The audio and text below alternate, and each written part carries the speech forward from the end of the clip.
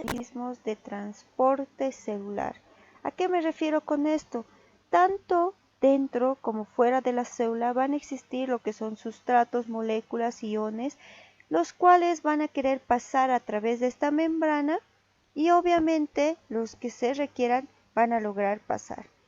Hemos visto que la membrana celular tiene una característica, una estructura muy interesante, ya que está formado por fosfolípidos, los mismos que se disponen en una capa externa y una capa interna, formando la capa fosfolipídica.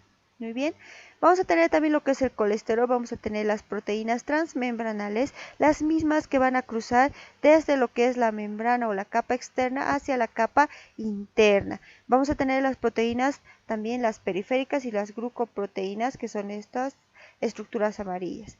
Las proteínas transmembranales nos van a permitir entender y ayudar en el transporte y paso de sustancias, moléculas, de un lado de la célula a otro. Es así que aquí estamos viendo un cuadro comparativo de lo que son los dos tipos de transporte, transporte pasivo y transporte activo, y sus dos principales características. El transporte pasivo se va a caracterizar porque va a ser a favor de un gradiente de concentración. ¿Qué quiere decir esto? Que desde donde hay mayor cantidad de solutos se va a llevar lo que es el soluto hacia donde hay menor cantidad. ¿Para qué? Para tratar de llegar a una igualdad. Este proceso va a ser realizado sin la necesidad de energía. ¿Por qué? Porque va a ser atraído por las mismas moléculas que van a querer llegar a una igualdad. Es así que tenemos el ejemplo.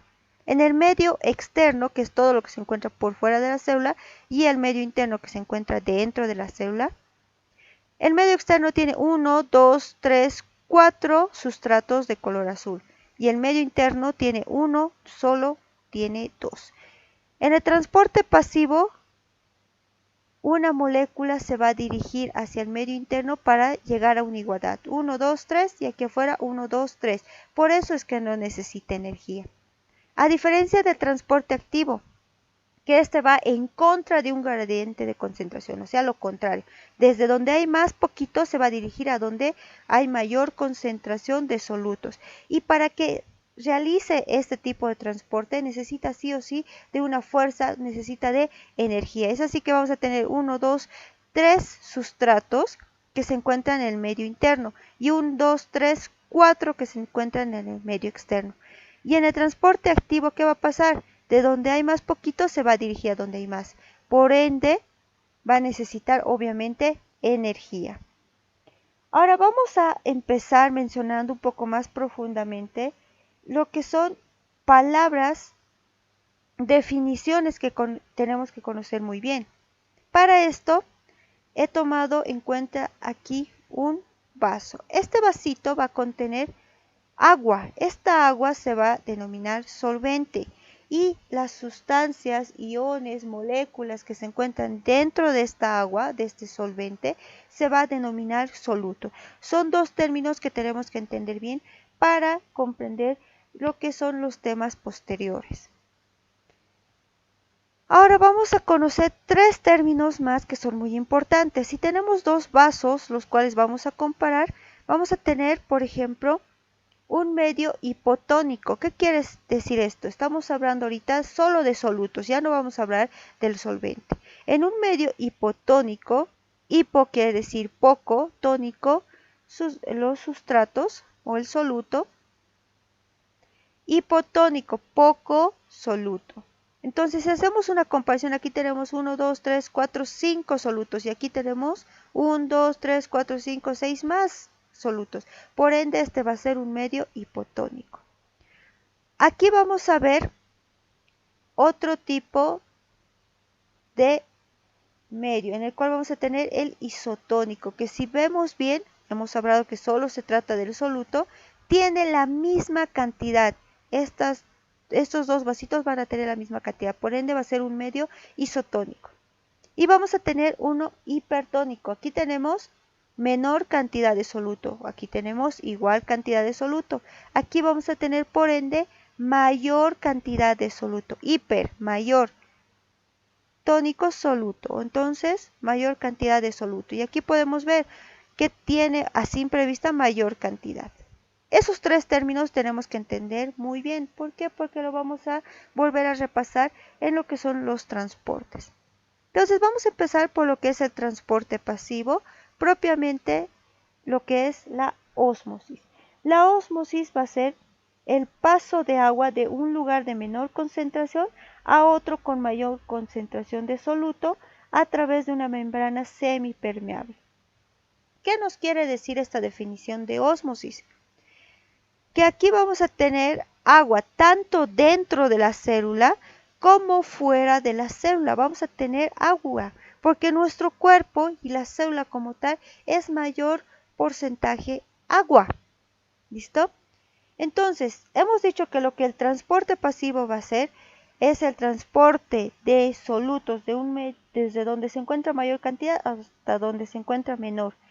En el caso de la ósmosis, no se van a mover los solutos, lo que sí se va a mover va a ser el agua, que gracias a esta proteína llamada aquaporinas, que van a abrir un canal, un espacio entre esta membrana semipermeable, el agua va a poder pasar hacia donde se necesita mayor cantidad de agua para tratar de regularizar lo que es la concentración. Entonces, para entender un poquito más lo que es la ósmosis, que nos va a servir para otros temas más adelante, vamos a repasar con una pecera, la cual va a estar llena la misma cantidad de agua y separada por una membrana semipermeable que va a estar de color rosa aquí. Vamos a ver que los dos espacios tienen la misma cantidad de agua. Sin embargo, la cantidad de soluto es diferente. Aquí tenemos muy poco y aquí tenemos bastante.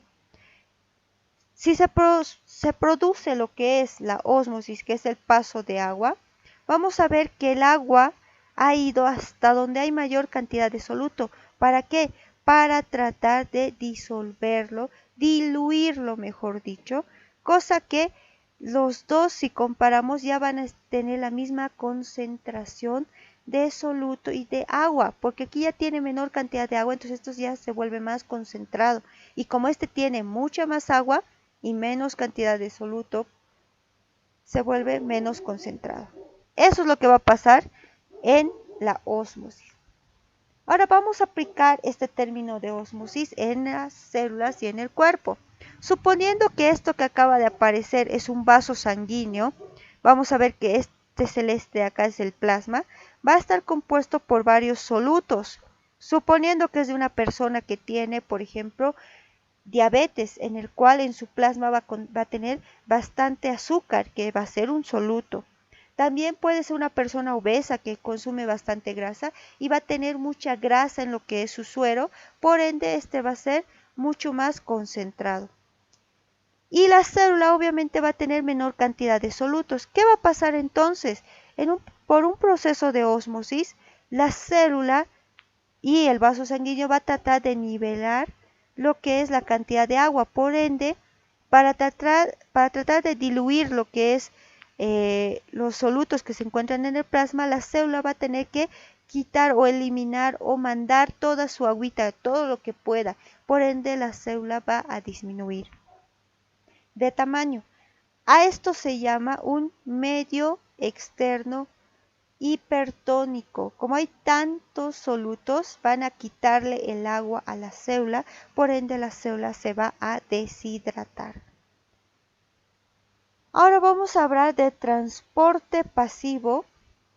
La difusión simple es el paso de moléculas pequeñas sin carga eléctrica e hidrófobas, o sea, que son insolubles en agua, como ser el oxígeno, nitrógeno, dióxido de carbono y ácidos grasos, y también lo que son las vitaminas A, D, E y K, y por ejemplo el alcohol. Si se dan cuenta, van a ser moléculas que van a pasar sin la necesidad de una proteína. Es como si fuesen inmigrantes que van a pasar sin molestar a nadie, sin que nadie se dé cuenta, van a pasar fácilmente. Simplemente van a caminar a través de la membrana y van a poder pasar de un lado a otro. ¿Listo? Esa es la difusión simple. Simplemente va a ser un paso.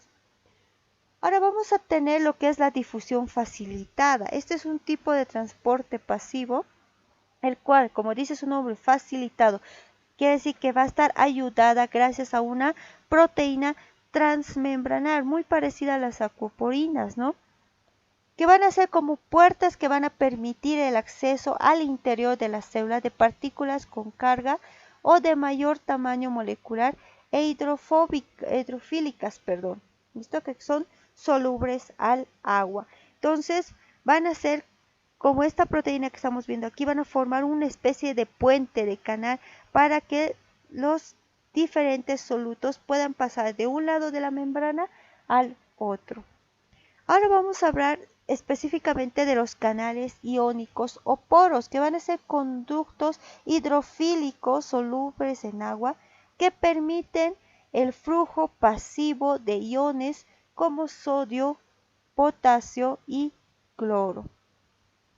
Entonces estamos viendo cómo van pasando los diferentes solutos de un lado de la membrana al otro. Ahora vamos a hablar de la difusión facilitada, las permeasas o caries. Son específicas y van a trasladar iones como el ion de bicarbonato o moléculas polares sin carga como son los aminoácidos o la glucosa. Si se dan cuenta, estas proteínas transmembranales tienen una forma específica para un soluto en específico. Este que tiene forma de rombo no va a recibir pues a uno que es circular porque no le corresponde. ¿Listo? No lo va a recepcionar, no lo va a aceptar. Estas van a ser específicas para un rombo. En este caso será uno triangular, quizás semicurvo. En este caso vamos a tener tres tipos de proteínas transportadoras o caries. Uno que va a ser el uniporte, que como estamos viendo y como dice su nombre, uniporte, o sea, un solo transporte, uno, porte, un solo transporte. Se va a abrir lo que es la proteína, va a agarrar lo que es al soluto y lo va a transportar hacia el otro lado. A eso se llama uniporte.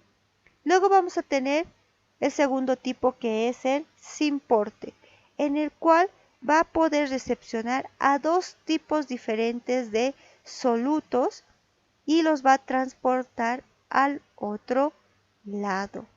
Ese es el simporte. Dos tipos de solutos, pero hacia la misma dirección. Luego vamos a tener el antiporte, que igual va a recepcionar dos solutos diferentes, pero los va a transportar en direcciones diferentes. ¿Listo? Esto es muy importante saber. Uniporte, un solo soluto hacia una dirección. Simporte, dos solutos diferentes hacia la misma dirección. Antiporte, dos solutos diferentes hacia direcciones contrarias. Luego ya vamos a empezar a hablar de lo que es el transporte activo o también vamos a empezar con el transporte activo primario. Está mediado por lo que son bombas o lo que es la famosa ATPasa, que son enzimas, las cuales, como hemos mencionado, el transporte activo necesita ¿de qué? De ATP, que es energía. El ATP se va a acercar hacia la proteína y gracias a la enzima ATPasa, que va a quitarle un fósforo al ATP, se va a convertir en ADP. ¿Listo? Y este fósforo que le ha quitado va a provocar un cambio en lo que es la carga eléctrica de la proteína, provocando que esta proteína se abra y reciba en este caso a 3 sodios y los transporte hacia el lado contrario. Una vez que los transporta, va a cambiar su forma para recibir a 2 potasios y mandarlos hacia el otro lado. Si se han dado cuenta, ha sido un intercambio. 3 sodios por 2 potasios. Esto que acabamos de ver se llama la bomba sodio-potasio. ¿Listo? 2 potasios por 3 sodios. ¿Listo? ¿Y gracias a quién? Gracias a la energía con la ayuda de la enzima ATP-ASA. Luego vamos a tener otro tipo de transporte activo o el transporte activo secundario. Este transporte activo secundario de igual manera va a necesitar lo que es el famoso ATP.